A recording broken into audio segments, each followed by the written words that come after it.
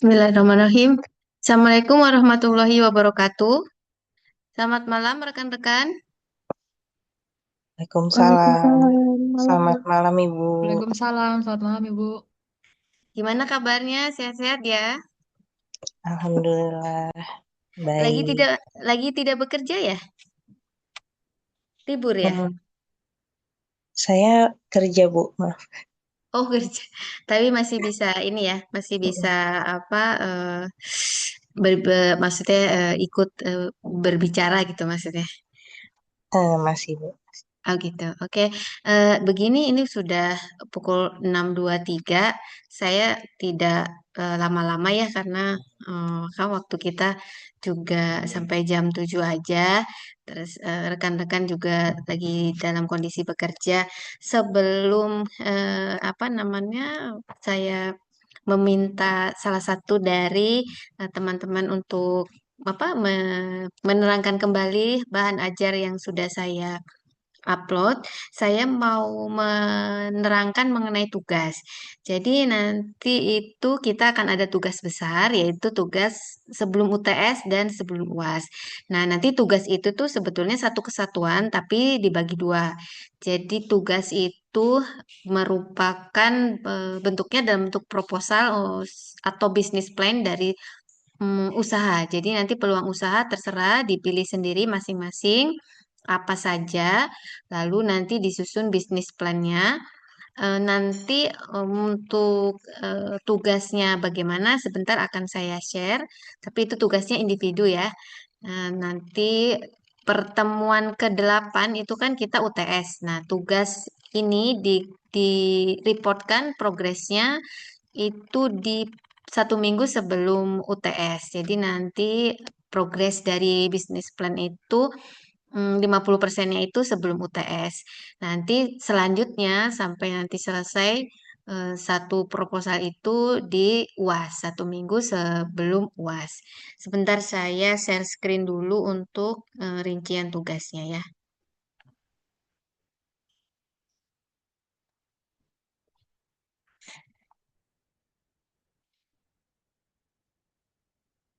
Nah, apakah sudah terlihat?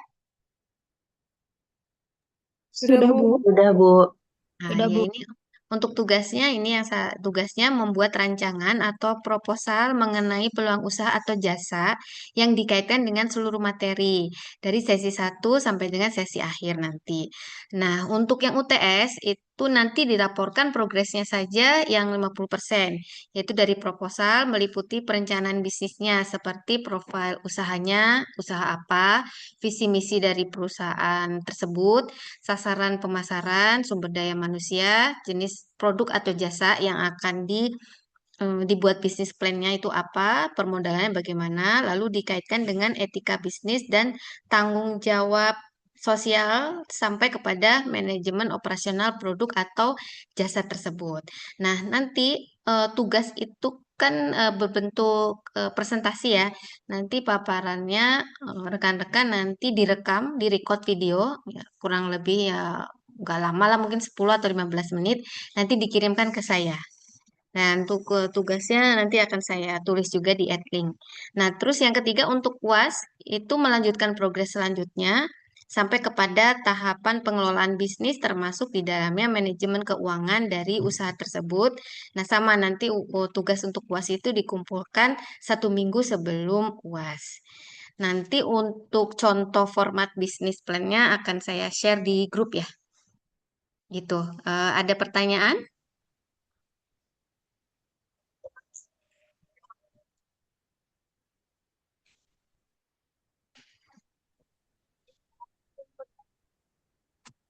Sudah paham ya?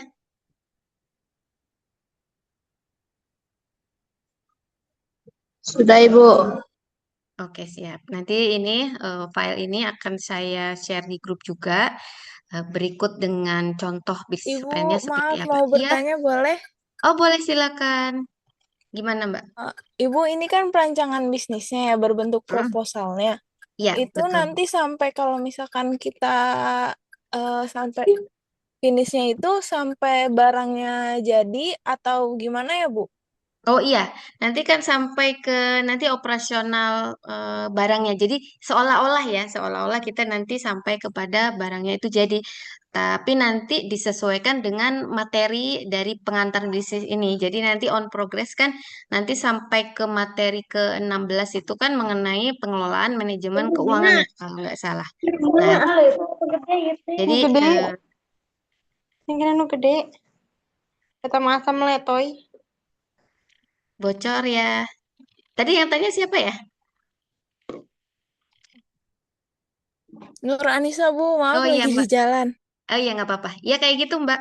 Jadi nanti itu tugasnya sampai yang 100% saat UAS itu mengikuti materi yang kita pelajari di sesi ke berarti kita ujian itu sesi 16, sesi ke-15 ya. Nah, itu sesi ke-15 tuh kalau nggak salah kemarin saya sudah baca itu sampai ke pengelolaan manajemen keuangannya. Jadi itu seolah-olah nanti sudah jadi barang. Nanti barang atau jasa ya terserah nggak apa-apa. Nah, nanti itu sampai ke pengelolaannya bagaimana. Gitu, Mbak.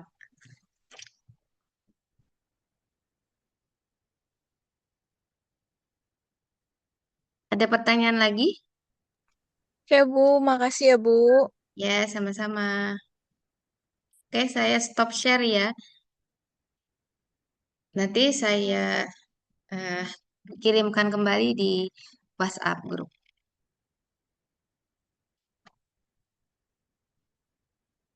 Ibu maaf berarti ini ada pertanyaan dari Mbak Sanjana. Eh, Sebentar saya baca dulu. Ibu, seakan-akan kita akan ada bisnis. Iya, nanti kalau yang progres pertama 50% itu kan baru perancangan. Nah, nanti berikutnya itu mengikuti materi pengantar bisnisnya itu nanti sudah kita bisnisnya itu sudah running. Bagaimana kita menjalankannya? Kan ini nanti ada fungsi seperti yang materi kelima ini sesi kelima kan mengenai manajemen dan manajer. Ya, jadi nanti rekan-rekan juga seolah-olah menjadi manajer dari usaha tersebut. Nanti bagaimana menjalankan bisnis dari produk atau jasa yang akan dipasarkan.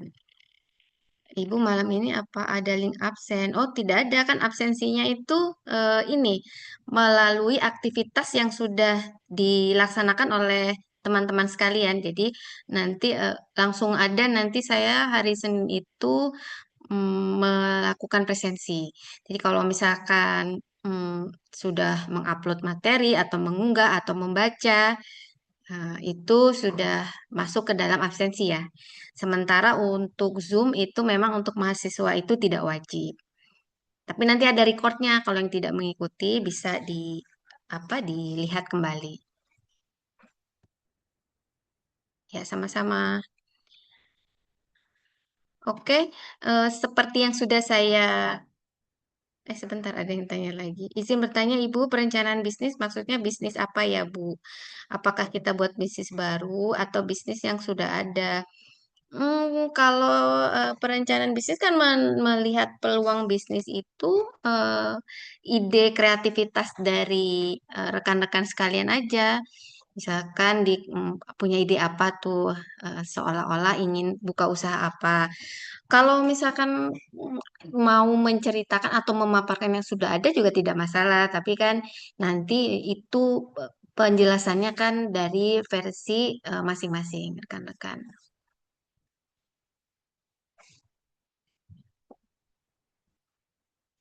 Itu ya Mbak Bella. Iya, terima kasih juga.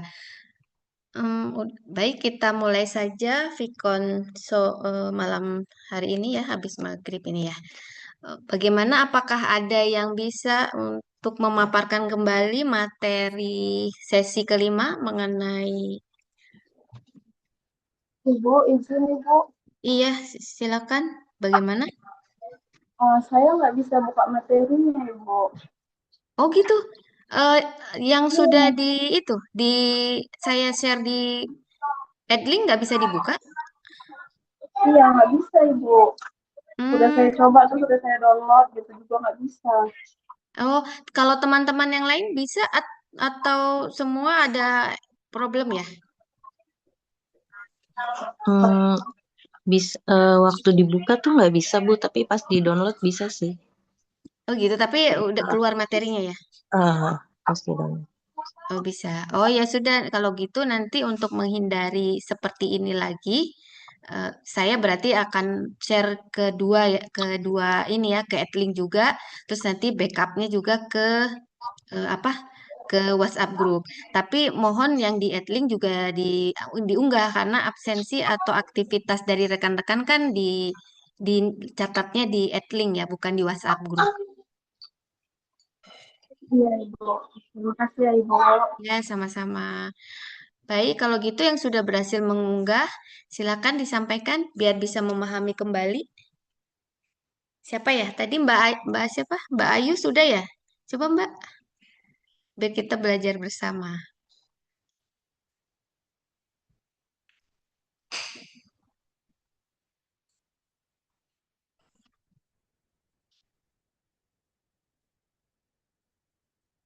Silakan. Siapa?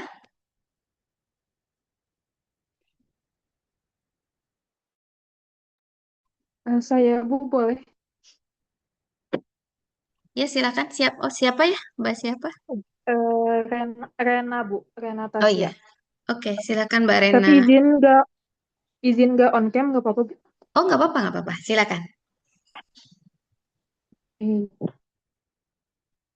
Iya. Selamat malam, teman-teman. Selamat malam, Bu Ika.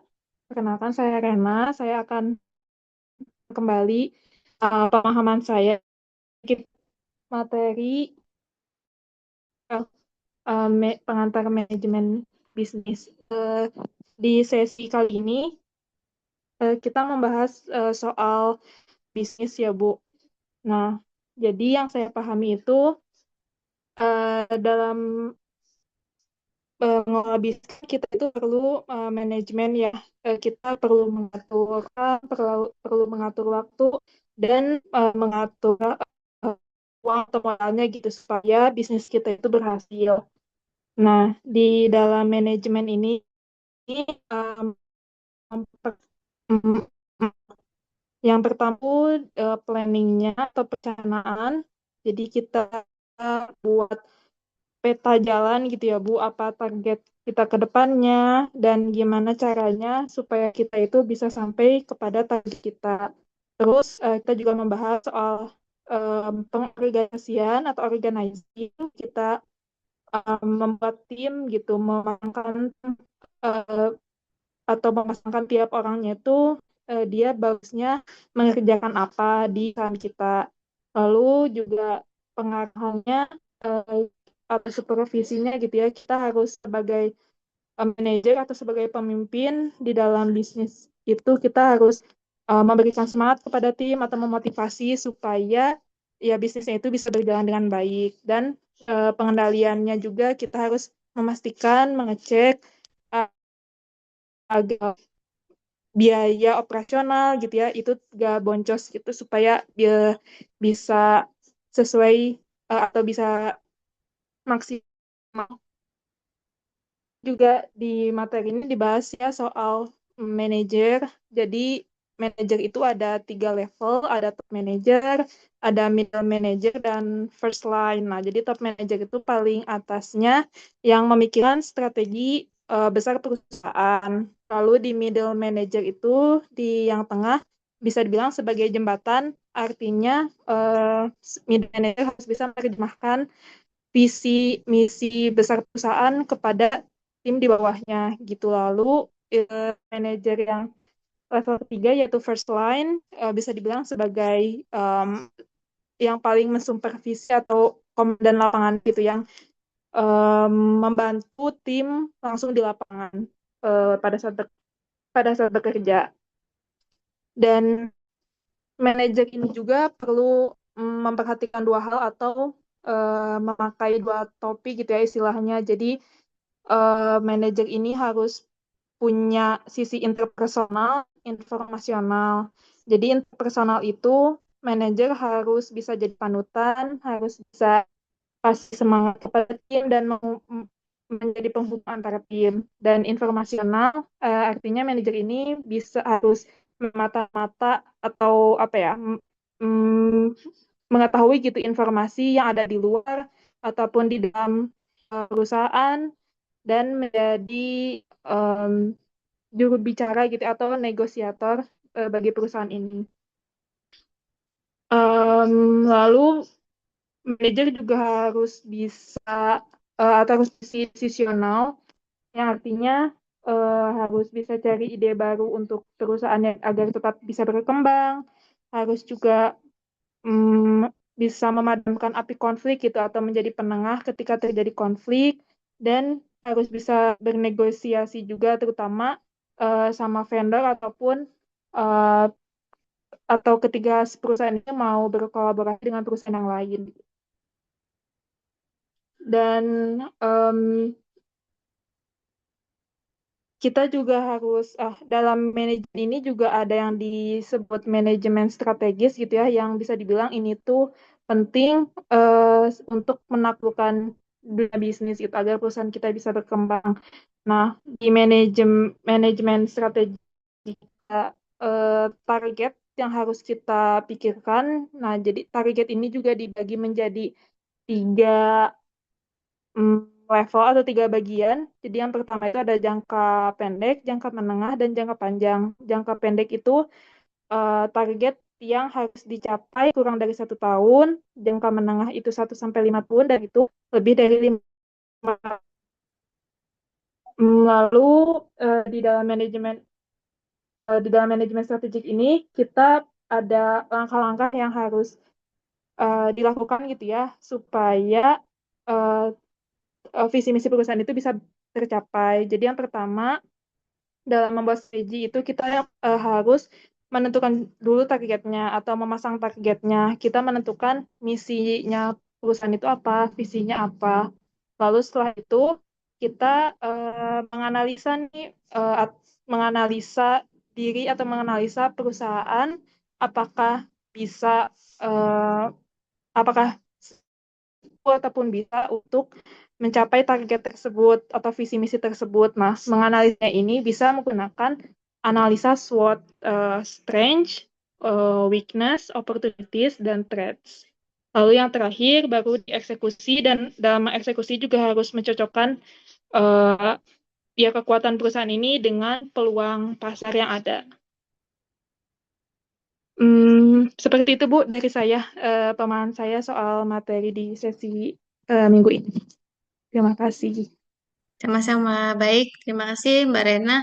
Iya, alhamdulillah ya udah lengkap dan udah ini pemahamannya. Jadi manajemen itu sendiri memang dia mempunyai 4 konsep, yaitu POAC, yaitu planning, perorganisasian atau organizing, selanjutnya controlling, dan apa PO, planning, organizing, actuating, dan controlling.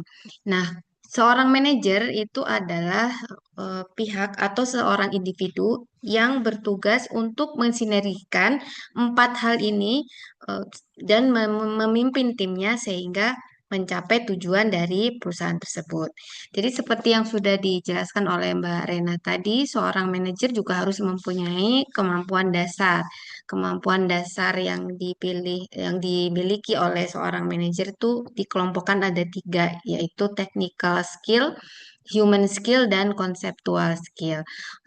Untuk technical skill itu keahlian dan pengetahuan dari seorang manajer yang dilihat dari latar belakang pendidikan yang dia punya atau pengalaman dari segi keilmuan. Jadi misalkan seorang manajer teknik itu kan diupayakan dia mempunyai latar belakang teknik juga, sehingga untuk menentukan strategi atau langkah-langkah yang akan dilakukan untuk menyelesaikan suatu pekerjaan atau proyek, dia akan lebih tepat karena dia mempunyai latar belakang yang sama. Tetapi pada kenyataannya di lapangan itu tidak selalu begitu. Jadi ada juga misalkan yang dia tidak mempunyai latar belakang yang linier, tetapi dia mempunyai pengalaman di lapangan lebih baik sehingga dia bisa mengkombinasikan dengan pengetahuan yang dia punya, pengalaman yang dia punya meskipun latar belakang keilmuannya itu berbeda, tapi memang semua bisa dipelajari ya. Apa di lapangan dengan teori bisa disinergikan.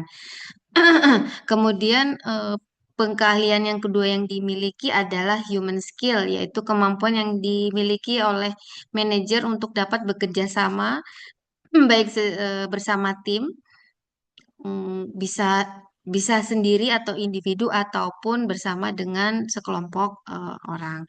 Jadi keahlian ini sangat penting karena manajer harus mengelola dan memimpin bawahannya sehingga mencapai tujuan bersama dan bisa menjalin kerjasama dengan tim ataupun mengalin komunikasi dengan stakeholder atau dengan pemegang saham atau dengan pihak-pihak yang berkepentingan. Yang berikutnya, ya keahlian yang harus dimiliki oleh seorang manajer adalah conceptual skill, yaitu kemampuan yang dimiliki oleh manajer untuk mengkonseptualisasikan situasi yang abstrak dan kompleks. Nah, dalam hal ini, seorang manajer harus bisa apa ya, memandang organisasi tersebut secara keseluruhan dan bisa memahami hubungan masing-masing unit. Manajer juga harus bisa memvisualisasikan visi dan misi dari perusahaan tersebut. Jadi di bagian keahlian yang konseptual itu ada hubungannya dengan yang tadi yang Mbak Renatasha sudah jelaskan, yaitu mengenai manajemen strategik. Jadi jika itu kan bagian dari perwujudan dari konseptual skill ya. Manajemen strategi yaitu strategi-strategi apa yang harus ditetapkan oleh sebuah perusahaan untuk mencapai tujuan akhirnya. Jadi kan tadi sudah dijelaskan ada apa rencana atau strategi jangka jangka pendek, jangka menengah, dan jangka panjang. Untuk yang jangka pendek itu umumnya 1 tahun. Misalkan bagaimana caranya mengurangi jumlah karyawan sebesar 4% dalam jangka waktu 6 bulan ke depan untuk efisiensi. Sedangkan untuk yang jangka menengah itu 1 sampai dengan 5 tahun. Contoh strateginya seperti bagaimana seorang manajer pemasaran itu meningkatkan penjualan 3% dalam kurun waktu 3 tahun. Sedangkan sasaran jangka panjang itu lebih dari 5 tahun, yaitu untuk menjaga kestabilan dari suatu perusahaan. Jadi harus ada jangka panjangnya. Seperti contohnya jika perusahaan ingin meningkatkan pangsa pasar sebesar 10% dalam waktu 5 tahun, itu strategi apa yang harus diterapkan.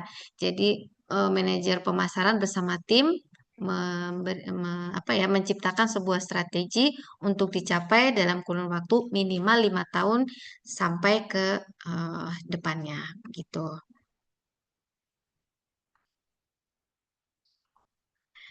Baik, siapa lagi? Satu lagi yang bisa memaparkan? Siapa yang bisa bantu saya? Oh, alhamdulillah banyak yang join hari ini. Kebetulan lagi banyak yang ini ya, free time ya, teman-teman.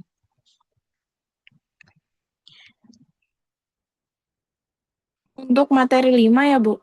Iya, materi 5. Di ini. Jadi biar dibaca kembali, dipelajari kembali, diambil kesimpulan, jadi bisa lebih mengerti. Silakan Mbak Anissa, Mbak Nur Anissa. Saya bantu menambahkan ya, Bu. Boleh, silakan. Untuk di materi 5 ini mempelajari proses manajemen, di mana proses manajemen sendiri ada pengendalian, pengarahan, perencanaan, sama pengorganisasian. Karena manajemen itu ada yang namanya tipe-tipe manajer, manajer puncak, manajer media, manajer lini, sama manajer lini pertama. Manajer puncak itu manajer paling atas kayak presiden, wakil presiden, CEO, CFO. Kalau manajer media itu manajer operasional, manajer divisi. Kalau manajer lini pertama itu di bawah dari manajer media seperti supervisor. Nah, manajer sendiri memiliki tanggung jawab. Di antara ketiga manajer ini memiliki masing-masing tanggung jawab. Manajer puncak memiliki bertanggung jawab atas keseluruhan kinerja. secara efektivitas ataupun efisiensinya. Terus merumuskan kebijakan umum perusahaan, mewakili perusahaan dalam hubungan perusahaan lain dan badan pemerintahan. Untuk manajer media memiliki tanggung jawab menerapkan strategi dan berupaya mewujudkan sasaran yang ditetapkan oleh manajer puncak itu sendiri. Manajer lini memiliki tanggung jawab mensupervisi tugas karyawan, memastikan karyawan memahami dan terlatih baik dan kebijakan dan prosedur perusahaan. Manajerial dasar memiliki ada 3 peran, yaitu panutan, pemimpin, dan penghubung. Yang panutan itu menghadiri peresmian pabrik baru. Oh, maaf Bu, maksud saya peran manajerial dasar itu ada interpersonal, informasional, sama desisional. Betul gak Bu? Decisional maksudnya. Ya. Decisional itu pengambilan keputusan gitu kan? Iya betul. Ya, silakan diteruskan. Betul, Mbak. Nah, interpersonal itu memiliki 3 lagi cabangnya. Ada panutan, pemimpin, dan penghubung. Panutan itu seperti menghadiri peresmian pabrik baru. Ada pemimpin mendorong karyawan meningkatkan produktivitas, penghubung mengkoordinasikan kegiatan 2 tim proyek. Yang kedua, informasional. Ada dibagi menjadi 3 lagi, pemantauan, diseminator, dan juru bicara. Desisional itu seperti Ibu yang jelaskan tadi untuk mengambil keputusan ya Bu. Ya, Mbak. Betul, Mbak. Ya. Nah, manajer sendiri dituntut memiliki keterampilan, yaitu ada keterampilan manajemen global sama keterampilan teknologi. Keterampilan manajemen global yaitu melengkapi diri dengan teknik dan keterampilan khusus agar dapat bersaing di lingkungan global. Untuk yang teknologi bisa memanfaatkan penggunaan teknologi terutama dalam hal kecepatan informasi, seperti memanfaatkan keterampilan teknologi baru.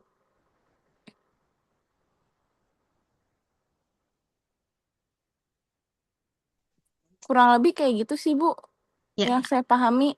Kurang ya. lebihnya mohon dimaafkan ya Bu. Oh, nggak apa-apa. Ini sudah Terima bagus. kasih. Sama-sama. Ya, ini kan melengkapi ya. Jadi kalau misalkan kita saling apa ya, meresimulkan kembali dari materi yang ada kan, ini jadi ada tambahan apa insight baru, tambahan teori baru dan informasi baru. Betul, Mbak Anissa tadi udah ada apa ya, lebih spesifik lagi mengenai tingkatan manajer, tugas manajer, klasifikasi tentang manajer. Terima kasih ya, Mbak Nur Anissa. Nah, ini ada yang bertanya. Ada yang bertanya, Mbak Sanjana, kenapa kerjasama tim itu penting untuk keberhasilan sebuah bisnis? Silakan teman-teman, ada yang ini mau menjawab pertanyaan dari Mbak Sanjana.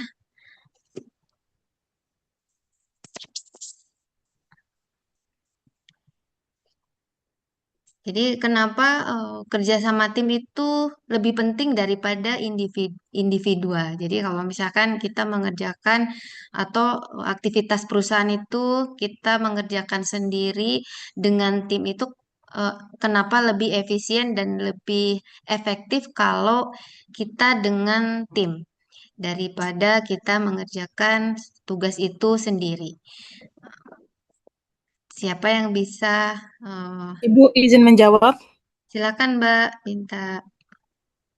Ya, kerja sama tim sangat penting untuk keberhasilan sebuah bisnis karena tujuan perusahaan itu tidak bisa dicapai sendiri oleh satu orang karena setiap anggota itu memiliki tugasnya masing-masing dan tanggung jawab yang berbeda sehingga harus saling membantu dan saling melengkapi. Semisal uh, ada posisi purchasing untuk pembelian, ada posisi tim warehouse untuk bagian administrasi gudang, ada bagian marketing untuk penjualannya, jadi tidak bisa dilakukan oleh satu orang saja. Jadi harus ada beberapa orang untuk mencapai keberhasilan. Kurang lebih seperti itu sih, Bu. Baik, ya sudah betul. Terima kasih Mbak. Ya, jadi eh, memang ya kalau untuk suatu perusahaan atau ya suatu usaha sih yang kita tidak menjalankan sendiri memang lebih akan bisa cepat tercapai ke tujuan kita dengan koordinasi tim. Karena penting, kenapa penting? Karena itu bisa menggabungkan keterampilan. Jadi masing-masing person atau individu dia kan pasti mempunyai seperti spesialisasinya sendiri-sendiri kan. Jadi ada yang dia punya kemampuan yang bagus atau tepat untuk menentukan produk apa yang bisa dijual misalkan seperti itu. Terus nanti ada satu pihak lagi yang dia mempunyai ide yang cemerlang. Nah, biasanya kalau cuma satu orang saja yang melaksanakan itu, mungkin dia akan limited ya, terbatas. Tapi kalau misalkan kita menjalankan suatu apa ya, suatu perusahaan dengan tim itu akan bisa mendorong inovasi yang lebih lebih apa ya, lebih kreatif lagi karena kan dari beberapa ide. Setelah lalu bisa menggabungkan keterampilan. Setelah itu ada efisiensi. Efisiensi itu seperti kita bisa menyingkat waktu untuk mendapatkan apa menyelesaikan tugas itu dengan jangka waktu yang tidak terlalu lama karena kan sudah di ini ya di apa diorganize tuh di apa ya diorganisasikan jadi dipisah-pisah gitu untuk tugasnya itu masing-masing tuh sudah ada pos-posnya tersendiri. Nah, jadi sinergi yang tercipta dengan tim itu akan menghasilkan kinerja yang jauh lebih baik dibandingkan dengan bekerja secara individual. Seperti itu. Gitu ya, Mbak Sanjana. Mudah-mudahan bisa dipahami ya.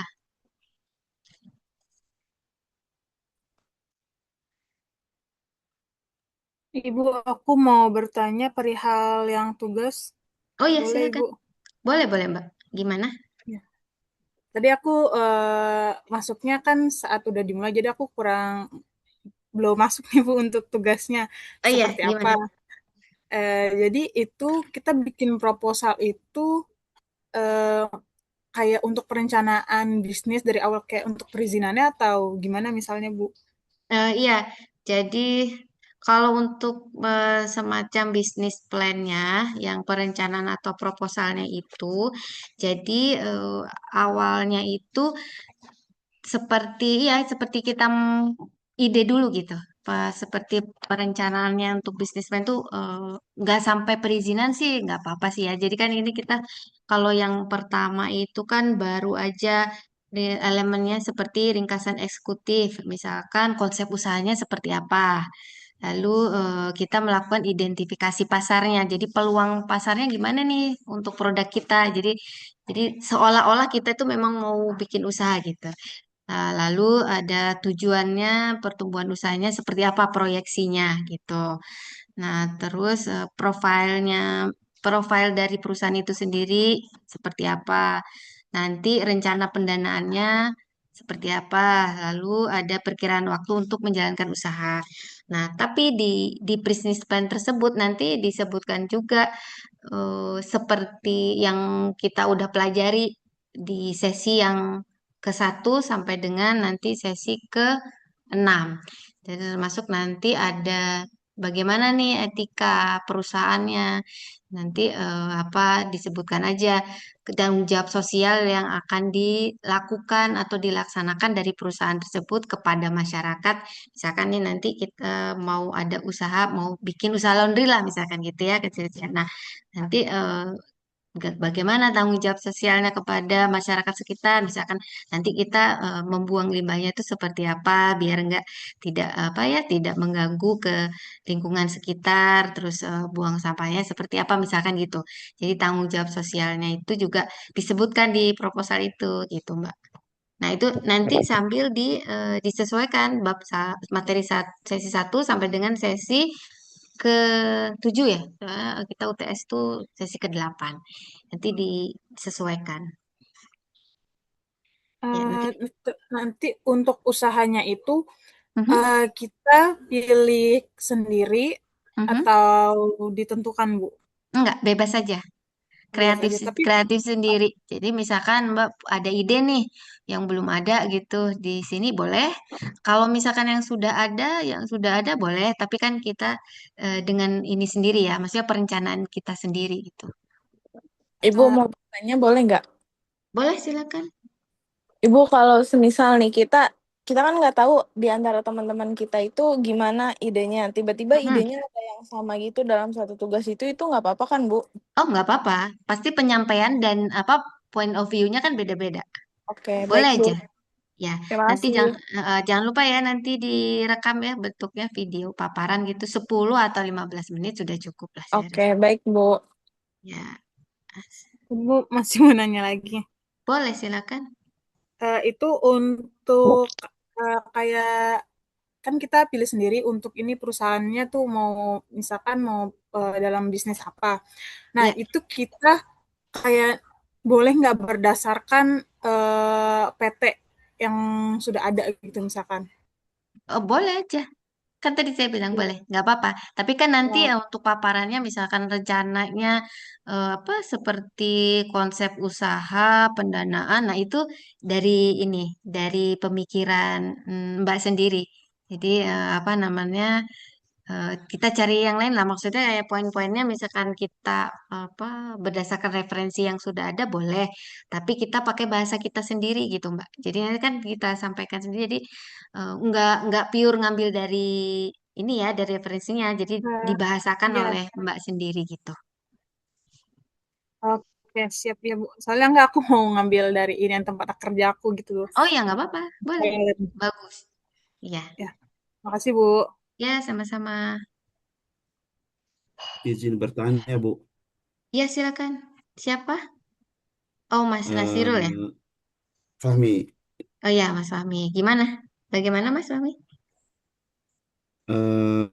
Ibu mau nanya Iya, untuk tadi kan saya agak telat masuk ya karena posisinya di Timur Tengah. boleh silakan. Bagaimana? Untuk tadi kan ada berarti bikin proposal sama presentasi bentuknya video gitu kan. Betul, betul. Nah, itu dikirim ke lewat Japri Ibu aja ya gitu. Nanti kan dikirimnya lewat Edlink ya. Oh, gitu. Jadi nanti ada link khusus ya Iya, buat pengumpul. nanti saya posting di link tugas, nanti langsung di share di situ aja. Berarti video sama proposal berbentuk PDF-nya di editing juga ya, di Iya, uploadnya. betul. Oke, terima kasih Bu. Ya, sama-sama. Oh ini Bu, sama mau nanya. Saya kan Ih, lihat di kurikulum itu pengantar mhm, bisnis itu kan SKS-nya 3 ya. betul. Nah, saya mau nanya Mhm, ke di online sama di kuliah online sama kuliah apa kuliah biasa mhm. konvensional. Ya, Ibu maksud bedanya titiknya di mana ya? Kan gini Bu, kalau saya lihat di Pancasila kan 2 SKS ya. Ibu ya, 3 SKS pengantar betul. bisnis. Ya, Sedangkan di sesi itu semuanya sama 16 sesi gitu kan. Sedangkan kalau mhm, 3 SKS itu kan banyak. Itu gimana Bu ya. maksudnya? Titik bedanya di mana tuh? Oh, perbedaannya Iya, untuk iya di betul, ini betul. ya. Oh, Iya, iya. sebentar. Nanti kalau tentang itu ya penentuan SKS berapa banyaknya itu kan lewat prodi ya. Jadi Iya, untuk SKS itu bebannya. Jadi kalau untuk 3 SKS mungkin karena kita itu capaian pembelajarannya mungkin lewat RPS-nya kan sudah dibaca ya seperti itu. Nah, itu mungkin kalau di Unsia dibikin 3 SKS karena kita harus mencapai yang apa yang ada di RPS itu rencana program studi. Nah, itu bisa dicapai kalau misalkan kita dikasih beban 3 SKS seperti itu. Jadi beban berapa SKS itu tidak mengacu kepada berapa sesinya. Jadi ininya ditentukan kepada pencapaian jadi capaian mata kuliah, capaian pembelajaran. Nah, itu tuh bisa dicapai jika ditentukan di usia itu 3 SKS. Setahu saya seperti itu sih. Tapi nanti kalau misalkan untuk lebih jelasnya, nanti coba saya tanya ke bagian akademik ya. Nanti saya infokan kembali. oke baik Ibu, terima kasih. Ya, sama-sama. Ibu untuk tugas UTS nanti tugasnya kayak bikin makalah atau gimana, Bu? Ya, PPT aja. Oh, nanti UTS-nya bikin PPT gitu ya? Maaf, maaf. Untuk ujian UTS maksudnya, Iya, bukan iya betul. tugas UTS ya. Oh, untuk ujian UTS itu nanti menjawab pertanyaan. Nanti saya berikan pertanyaan, tapi dijawabnya itu sama, bukan bentuknya uraian diketik ya. Nanti dijawabnya pakai video juga. Jadi misalkan pertanyaan satu, nanti misalnya pertanyaan contoh, ya, bagaimana bisnis plan itu? Nah, nanti rekan-rekan menjawab tapi dalam bentuk video. Jadi bisnis plan itu adalah diterangkan seperti itu. Tapi di video juga, Oh, direkam. tapi itu langsung direkam di Edling, Bu. Apa kita Enggak, bikin? bikin. Jadi kan nanti Oh, iya, soalnya iya, saya iya, iya. penilaiannya nggak real time sih, karena takutnya kalau real time Zoom kan waktunya berbeda ya, susah mematchkan untuk masing-masing mahasiswa. Jadi nanti saya pengennya seperti tugas UTS dan tugas UAS aja, jadi direkam nanti dikirim. Tapi nanti, nah biasanya kan dikasih jangka waktu. Misalkan UTS tanggal 5, nah nanti pengumpulan tugasnya mungkin besoknya gitu atau 2 hari setelahnya gitu. Oke, baik Ibu. Berarti gak lewat ngisi link gitu ya? Oh enggak, jadi Oke, bentuknya oke video Bu. aja. Baik, Bu. Ya, sama-sama.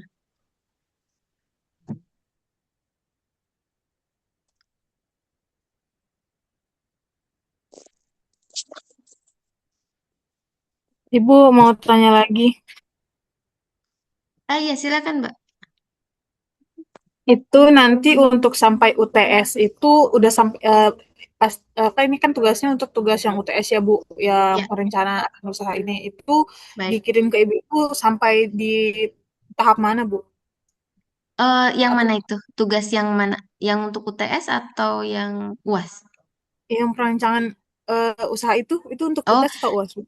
2 kali. Jadi nanti yang 1 minggu sebelum UTS itu progres yang 50%-nya. Jadi nanti nanti akan saya share ya di grup untuk yang 50% itu sampai pada tahap mana. Nah, selanjutnya nanti setelah UTS nanti dilanjutkan lagi progresnya sampai 100%-nya itu dikumpulkan pada saat sebelum UAS. Jadi satu tugas tapi dibagi dua untuk UTS dan untuk UAS gitu, Mbak. Oh, oke oke sip. Terima kasih Bu. Iya, sama-sama.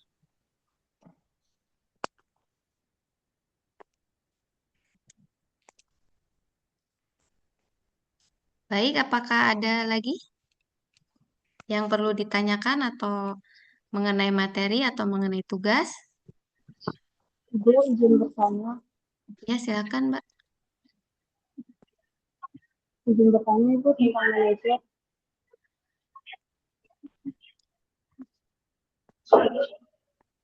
Ya, silakan. Baik Ibu, mohon maaf, kita nggak bisa rekam ya Ibu. Ya, silakan, nggak apa-apa. Seperti yang kita tahu ya, untuk menjadi manajer untuk di level pekerjaan itu di suatu perusahaan itu kan harus punya pengalaman ya Ibu. Jadi Ya, bagaimana kita itu bisa diterima di suatu perusahaan untuk menjadi manajer, tapi dengan catatan belum punya pengalaman Ibu. oh, gitu. Jadi ingin ingin diterima sebagai manajer tapi belum ada background pengalaman seperti itu ya. Begitu pertanyaannya? Halo, siapa tadi yang tanya?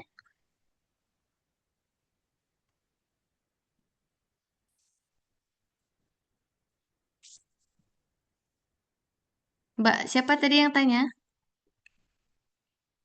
Mbak Ayu Ibu. Oh, Mbak Ayu, iya. Jadi Iya. kita ingin diterima, maksudnya apply sebagai manajer, tetapi kita belum punya latar belakang pengalaman sebagai manajer gitu, Mbak, maksudnya. Iya. Eh, nah, itu.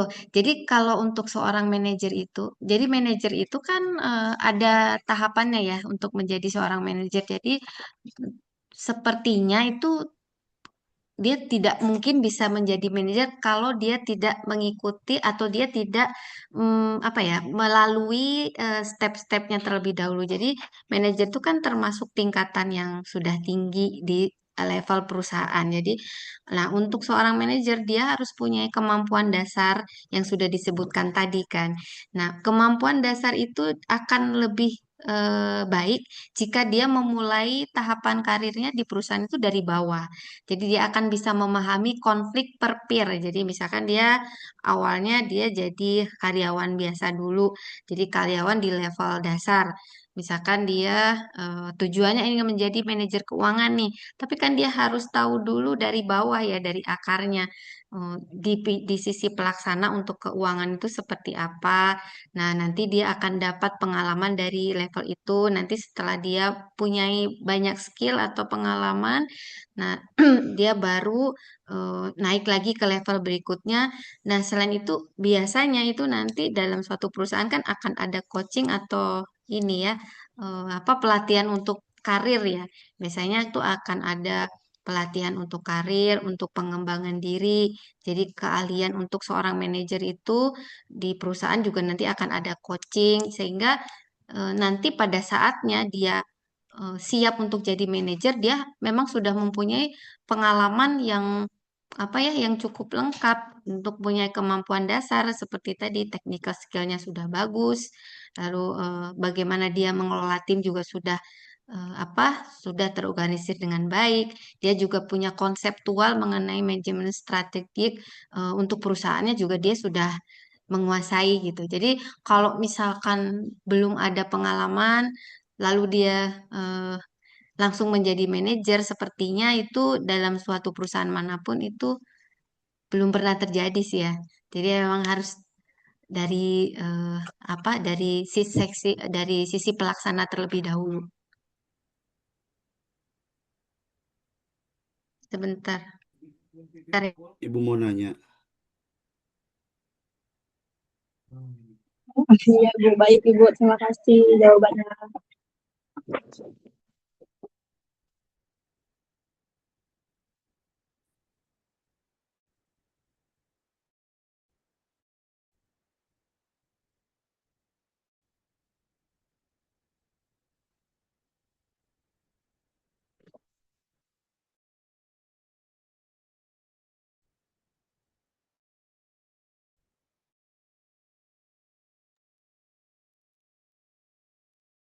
Ya, maaf, bagaimana? Ini nanti waktunya sampai 7:15 ya, soalnya saya ada Zoom lagi di kelas yang satunya soalnya. Siapa yang bertanya tadi? Saya Bu, tapi Ya, bukan masalah tugas, tapi masalah manajemen maksudnya. iya, silakan. Ibu, kalau mau ngambil konsentrasi contoh keuangan ya, contoh Ya. keuangan, apakah lebih relevan di akuntansi atau gimana Bu? Karena kan akuntansi itu lebih menjurus gitu. Mhm. Kalau manajemen eh, peminatan keuangan gitu, antara manajemen peminatan keuangan sama akuntansi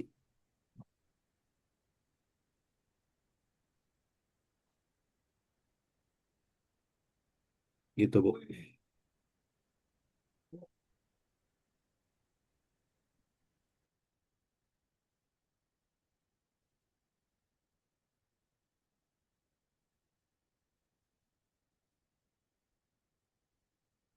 Ya, baik saya akan coba menjawab.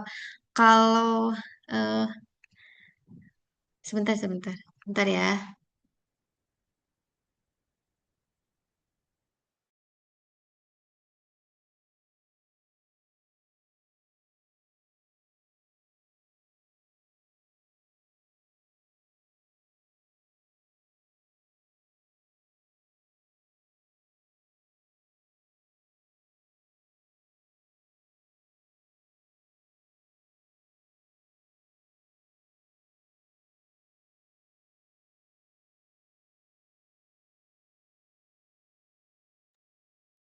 Maaf Mas, ini maksudnya untuk diri sendiri, maksudnya pada saat kuliah atau untuk apa ya? Untuk di pekerjaan ya, peminatan manajemen keuangan atau akuntansi?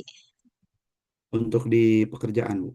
Oh, untuk di pekerjaan. Karena kalau untuk setahu saya, kalau untuk akuntansi dan manajemen keuangan itu kan sedikit berbeda ya. Kalau akuntansi itu dia fokus pada pelaporan kinerja historis perusahaan gitu. Misalkan dia Oh, lebih ke kayak audit gitu ya, Bu? betul, kalau akuntansi itu jadi dia untuk menilai posisi keuangan perusahaan. Jadi seperti dia melaporkan neraca, laba rugi gitu, perhitungan seperti itu. Tapi kalau untuk apa manajemen keuangan itu bagaimana seorang manajer keuangan itu mengelola perusahaan itu, tapi dari sisi keuangannya. Jadi dia lebih global. Kalau akuntansi itu dia lebih ke skill ya, skill pelaporannya gitu. Oh, kayak pembukuannya gitu ya? Betul, betul. Kalau untuk akuntansi dia cenderungnya ya untuk simpelnya itu dari pembukuannya. Tapi kalau manajemen keuangan dia lebih global lagi gitu. Jadi mengenai strategi keuangan, terus bagaimana seorang manajer itu untuk mengelola modal yang dimiliki sehingga untuk mencapai keuntungan yang sudah ditetapkan atau direncanakan. Lalu strategi apa dari segi keuangannya, misalkan suatu perusahaan itu akan ekspansi, nah itu kan perlu diperhitungkan, dipertimbangkan dari sisi keuangannya, bagaimana asetnya yang dimiliki, lalu untuk pendanaannya itu eh, secara internal atau eksternal. Nah, itu itu di ranah manajemen keuangan. Jadi ada apa ya agak beda sedikit ya kalau akuntansi itu dia lebih spesifik ke pelaporan atau pembukuannya. Begitu sih. Oke, baik, Ibu. Ya,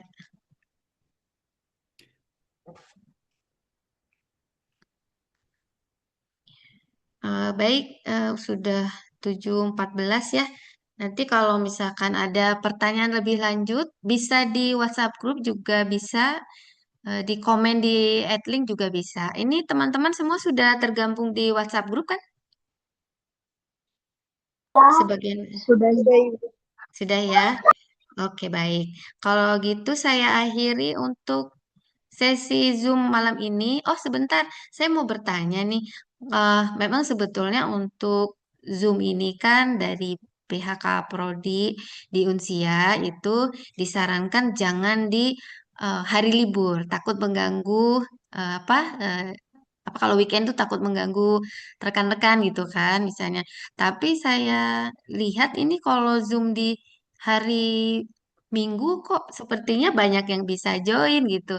Makanya saya pengen bertanya kalau misalkan Zoom di hari Minggu itu apakah rekan-rekan lebih bisa leluasa atau di hari kerja ya? Kalau Lebih misalkan ke leluasa, Bu. weekend Ibu, mending lebih di luas hari Ibu. Minggu ya? Iya, Iya betul, Ibu, Ibu. iya betul. Oh, baik baik baik. Kalau Bu, gitu tapi nanti nanti di-upload kan ini? iya nanti Di diupload kok. Jadi kalau misalkan yang tidak bisa join di hari Minggu juga nggak apa-apa. Nanti masih ada recordnya. Nanti akan saya upload. Ya, baik kalau gitu nanti Vicon berikutnya mungkin di hari Minggu aja ya. Jadi biar apa diskusinya bisa banyak banyakan gitu. Ini. Iya Ibu. Boleh, Oke, Ibu. ya. Iya Baik, terima Ibu. kasih banyak ya rekan-rekan. Saya akhiri Zoom malam ini. Sehat selalu, tetap semangat ya. Nanti untuk tugas rinciannya Ibu dan harus toleran kan dia. contoh dari apa Menurut saya. perencanaan bisnisnya nanti akan saya share di grup. Terima kasih banyak. Saya akhiri. Assalamualaikum warahmatullahi wabarakatuh. Waalaikumsalam Waalaikumsalam warahmatullahi warahmatullahi wabarakatuh. wabarakatuh. Terima Terima kasih kasih, Ibu. Ibu. Sama-sama. Makasih Ibu. Ya, Terima kasih, saya, Bu. ya sama-sama. Saya izin, ya.